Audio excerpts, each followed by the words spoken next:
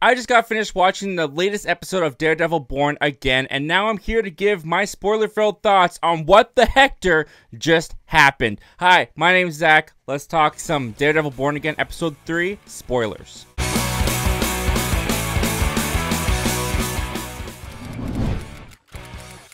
Just like my reviews for episodes 1 and 2, this isn't going to be a play-by-play of the entire episode and everything that happened in it. This is just going to be some of the things that stuck out to me as I was watching that I had deeper thoughts on. With that in mind, there are chapters down below, so you can jump to whichever section you want to talk about, spoiler-filled. With that in mind, join me down in the comment section as well. Give me your spoiler-filled thoughts on the latest episode of Daredevil Born Again. With all that out of the way, let's get started with my general thoughts on the episode. And just cutting right to the chase, I loved this episode. In fact, of the 3 episodes we've had thus far, this is my favorite one. When the show was about to come out, the showrunner kind of gave an interview where he said, you know what, this show is going to be more punch 'em up. It's going to be more action filled. The Netflix show was great, but at its worst, it was too talky. Paraphrasing, but that's kind of what he said about this show, where I feel like this episode kind of disproves what he said, because this eliminated all concerns of this losing the nuance of what the Netflix Daredevil show had. This was a full-on courtroom drama filled with snappy dialogue, really great writing for how the whole situation played out. I love seeing this other side of Matt Murdock, because in the Netflix show, he was a lawyer. They had a couple scenes where you saw him in the courtroom, but they never really dedicated, aside from the Punisher episode in Season 2, they never really showed you much of Matt in court, dealing with court cases. And this was just full, an hour long, of Matt Murdock helping HECTOR, helping the White Tiger, an innocent man, get a fair trial. And I really loved the way that the whole episode just took place in this one environment. It relied on dialogue, it relied on drama and tension and suspense, and I thought the way that the entire episode was executed, it kept me on the edge of my seat. I've been seeing online some people saying this was boring and people weren't really into this and it was too long and drawn out. I honestly could have gone for another half an hour in this episode. I was so locked in to all of the legal drama that was going on, the arguments going on between Matt and the people representing the people of New York, the police department, against HECTOR. I loved the deeper looks we got into HECTOR's character.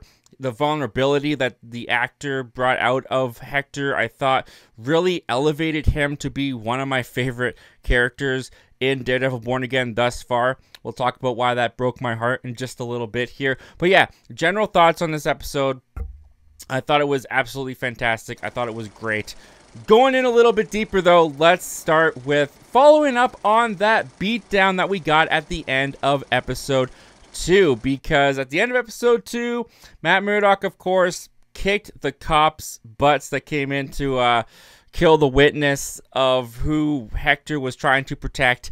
And when episode 2 ended, I had the question, are those cops dead? Did Matt Murdock kill those cops and they're not going to address it, or what's going on there? Well, they did address it immediately in episode 3. We see one of those cops come up and see Matt Murdock at the courtroom, and he's, you know, oh, so you're a blind man who can fight. And I thought that that was great psychological banter going on between the two, where Matt Murdock, when the cop is on, when Officer Powell, I should say, is on the stand, and Matt's like, oh, I hear you have a black eye. And it's like, I wonder how that happened. I guess getting smashed, your head smashed into a fridge and breaking your neck on the hardwood floor just causes a black eye now. That's good to know. But yeah, I love that whole interplay between the cop and Matt Murdock in the courtroom, where Matt's like, you know, they say the best thing for a black guy is fast hands. Like, there was such psychological torment going on there with Matt and Officer Powell that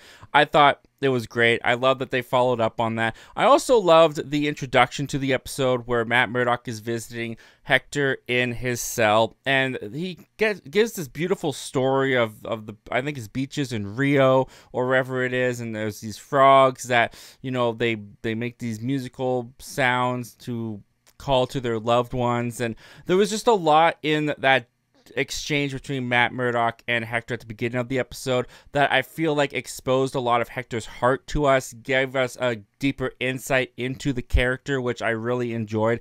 And yeah, the whole beginning of this episode I thought was a really great way to just lock me right back in. It does feel like the model that Netflix had for Daredevil, where they dropped them all at once and you were just able to binge them all. The beginning of this did feel like, oh, we're immediately coming off of episode 2. This feels like we should be able to just binge this show. It's coming out weekly though, which I'm not complaining about. It was just something I picked up on, so thought that was pretty interesting, which is going to bring us into the court trial, and more specifically into the witness of Nicky Torres. So this is the guy who was getting beat down by the cops. The cops in their trial say, you know what, no one was there. We were just patrolling, and out of nowhere, Hector came and beat the crap out of us, and there was no one there to protect. He just was unprovoked, and he killed my partner and threw him into a train. So their whole case relies on getting Nicky Torres to the courthouse so that he can tell them that, hey, these two cops are actually beating the crap out of me. And I loved this whole sequence of trying to get Nicky Torres to the courthouse. It totally harkened back to season 3, and a lot of the tension and suspense that I felt as they were trying to drive that van to the courthouse, trying to get Nicky there alive, because Matt overhears in the courtroom when he brings up Nicky Torres, when he point blank asks Officer Powell, so do you know a Nicky Torres? He's an informant of yours, right? You hear one of the cops in the background. Torres cannot testify, and the clock is ticking. It's a race to get Torres to the courtroom before the police find him and kill him. We've experienced that in season 3 of Daredevil before, so the tension was high. I honestly was on the edge of my seat. I didn't know if Nicky Torres was actually going to make it to the courtroom, so that when they opened that van and it was empty, I was just, oh, I breathed a sigh of relief. They get Nicky there. He gets on trial, and he's staring at a room in full of cops, full of these corrupt cops who he knows want to kill him, or if he steps out of line, will kill him. And you can see how that is affecting him during his testimony. And sure enough, Matt Murdock asks him point blank, were you there? Were you at the train station? Were you being beat up by these cops? Nicky Torres lies under oath. Nope, I was home all by myself. And completely blows up Matt Murdock's entire case. And that was a curveball that I wasn't really expecting. I mean, by the time they got Nicky Torres onto the stand for testimony, there was still like half an hour left in the episode. So I kind of figured, you know, it's not going to go as smoothly as Matt Murdock will want it to go.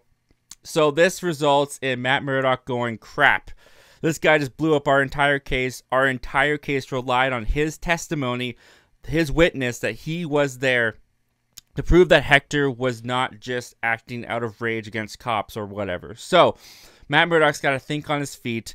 He's got to pull something out of the bag, and he does pull something out of the bag. The mask of White Tiger, as he puts Hector up on the stand and asks him point blank, are you or are you not the White Tiger? Which brings us to Matt Murdock exposing the White Tiger out of Hector, which, again, this episode to me just felt like it was full of curveballs and twists, because I did not see that coming at all. And it's also a really fascinating idea to have Matt Murdock be the one who pulls out the mask and exposes Hector to the entire crowd, because he's the vigilante. He is the Daredevil. He has his own mask that he doesn't want exposed. So it's pretty hypocritical for Matt to then do that to Hector, but at the same time, you can see how Matt is projecting onto Hector, especially when they go and have that conversation in the prison cell where Hector's like, that was not your secret to tell. And, you know, Matt's just like, you know what? You can never be White Tiger after this again. And also, you're going to be surprised how little you miss being the White Tiger, which of course is Matt just projecting onto Hector how he's feeling, or trying to, I believe, convince himself how he feels about not being Daredevil anymore. So, as talked about in episode 2, the judge and everyone agreed we're not going to bring up that Hector was a vigilante because it doesn't relate to the case. Well, Matt Murdock broke that. The judge is ticked off. The other guy's ticked off. But Matt Murdock's like, you know what? They need to see that this guy doesn't just run into fights unprovoked. He always goes in for a reason. And I loved how this led to the citizens of New York going on the stand and telling stories of how the White Tiger saved their lives. And what I really like about what they're doing with Daredevil Born Again, that I don't feel like the Netflix show did, I feel like this is something this does have over the Netflix show, is how they're making the city, the citizens of New York, feel like a character within the show itself. We also get those news footage reels, the BB reels by Ben Urich's niece, who I forgot to mention in episodes 1 and 2. They brought in Ben Urich's niece, which I love the Ben Urich character from season 1. I was so bummed when Fisk killed him off. I wanted to see him continue, so it's cool they're bringing in his niece into this show. And I like those little reels that we get of the people talking just on the streets about how they're feeling about all the vigilante and Fisk and all that kind of stuff. So it was great to bring those people into the trial, have them testimonies saying how the White Tiger has benefited and helped them. I thought all that was really great. And, of course, then you get to the final statements where Matt Murdock is talking to the jury saying, like, you know what? Cops have said that this guy has helped them. They actually see them as an ally. People have told you stories of how he only goes in to save and protect. He never goes and picks a fight unprovoked. At least there's been no evidence of that.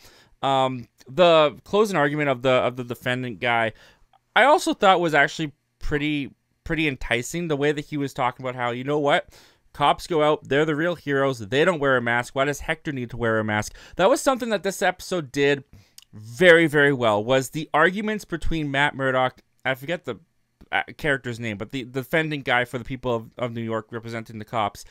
I thought that both of their arguments in the court were actually both really relatable. They resonated with me at the same time, where I saw Matt's points, and of course I know that Hector's innocent, so I'm buying into those points even more. But the points that the guy was making about, hey, you know what happens when you get hit by a train? This guy would have basically gone through hell before he even died.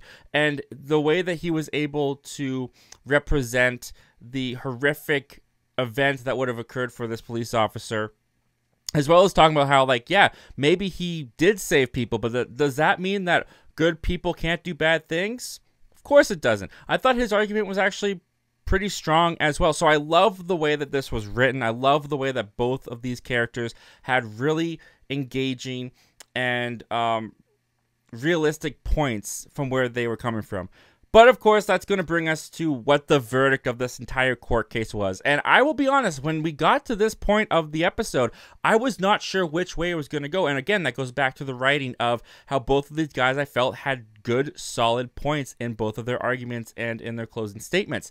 And so I was honestly kind of on the edge of my seat. I mean, I thought it could have gone either way, and it went in the way of not guilty. Hector has been liberated from all charges. He's found not guilty, and I gotta tell you, when I heard that he was found not guilty, I honestly felt like jumping up and cheering. I fell so much more in love with the character of White Tiger, of Hector, in this episode because of the vulnerability, once again, that this actor was able to bring throughout the entire episode. Even when they put Hector on the stand himself and he's talking about, Matt Murdock's asking him, why did you do that? Why did you save this person? Why did you run into that flaming car? Why did you run into that building? And he's just like, it was the right thing to do. It was the right thing to do. I really ended up liking him as a hero, as a character.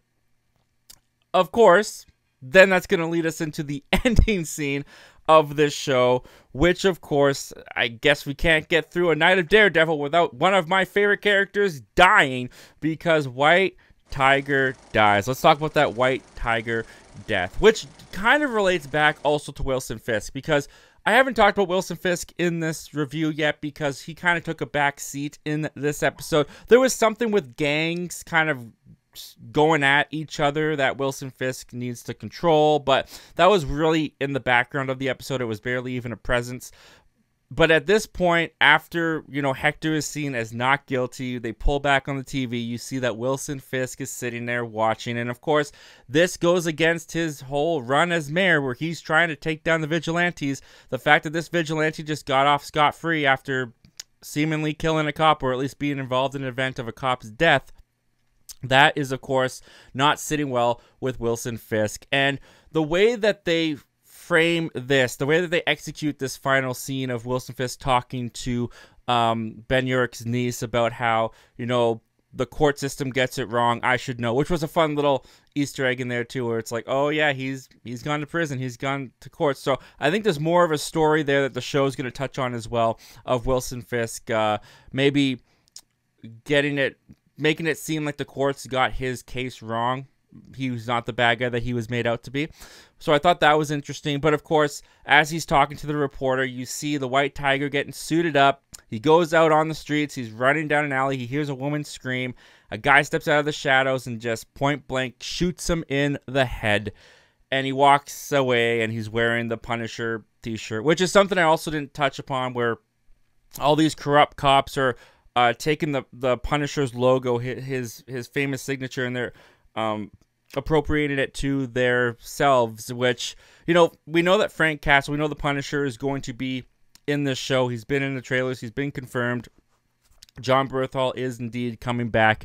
He ain't going to like that. He's not going to like that the cops are using his symbol for their corrupt ways. So I'm really excited to see how that's all going to play. But yeah, Hector dies. Hector gets shot in the street, which, again, I'm very curious to see how that's going to affect the character of Matt Murdock going forward, because he's the one who exposed Hector. Yes, he's the one who saved him from going to prison, where he was probably going to die anyways, because he would have been seen as a cop killer, and the cops would have made sure that he was dead. They were all out to get him. But at the same time, now Matt's got to feel like his blood is on his hands. And I'm very curious to see how this is going to affect the character of Matt Murdock moving forward in this show. But dude, I was so bummed. I was so bummed when Hector got shot, man, because this entire episode, as I was saying, it worked to get me to love this character. The actor did a great job. The writing was solid and great. The vulnerability was there. I really ended up liking this character to the point that when he got off not guilty, I was like, okay, White Tiger, Daredevil, they're going to team up at some point. And then, you know, Hector's going to find out that Matt Murdock's Daredevil and the hypocritical nature of it all. And I was so excited to see this team up between White Tiger and Daredevil. That is never going to happen now. Although I do have questions if that was Hector in the White Tiger suit. Now, I'm not saying that I think it wasn't, because if I had to put money on it, if I was a betting man, which I in no way am, but if I was a betting man, I would say that was Hector. I would say that that was him in the suit. But we technically didn't see his face when he was putting on the mask. It could have been a copycat now that the White Tiger's exposed, now that people know who the White Tiger is. He's a little bit more of a famous vigilante now. Maybe that was a copycat person. Maybe they were dressing up as White Tiger and trying to do the White Tiger's thing, kind of like at the beginning of The Dark Knight, where people are dressing up as Batman to try and replicate what Bruce Wayne was trying to do as Batman. Maybe that's happening here with White Tiger. Maybe Hector's still alive, but again, if I had to put money on it, I would say that was him in the suit, and he's definitely dead. As far as the Punisher shirt, I don't think that was Punisher. I don't think that was Frank Castle. I think it was a corrupt cop for sure, or someone hired by Fisk to go and take him out. But yeah, man, things are heating up. Things are starting to get intense between Matt and Fisk. Fisk and the whole vigilante angle of Matt believing in vigilantes and Fisk not believing in vigilantes, wanted to take them out. The levels that he's willing to go, the extent that he's willing to go to get that done, seemingly by the end of this episode shows that all cards are on the table. It's about to get bloody, and I cannot wait. So yeah, that brings us to the end of episode 3. Again, very solid episode. Not a single fight scene in the entire episode. A guy got shot in a truck at the beginning when the gangs kind of went after each other. But other than that, this was solidly based on dialogue and performance and execution. And I thought all of it across the board was fantastic. So for episode 3, it's my favorite so far of the entire 3 episodes that we've gotten. I'm so hooked. I'm so locked into this show. And for episode 3, I'm going to give it a strong recommend. I think it's actually one of the best episodes of Daredevil. That includes some of the episodes in the Netflix show. What did you guys think of Daredevil episode 3? Are you one of those people who thought that it was kind of boring and it was kind of drug on too long? Or are you like me where you're like, this is my favorite of the show thus far. Cannot wait to see where it goes in episode 4. Comment down below. Let me know all your thoughts and opinions about that, guys. As always, thank you so much for watching and hearing me out. There's more content over there that you can check out. As always, guys, don't just watch movies and TV. Talk movies and TV. I'll see you guys next time. Take care.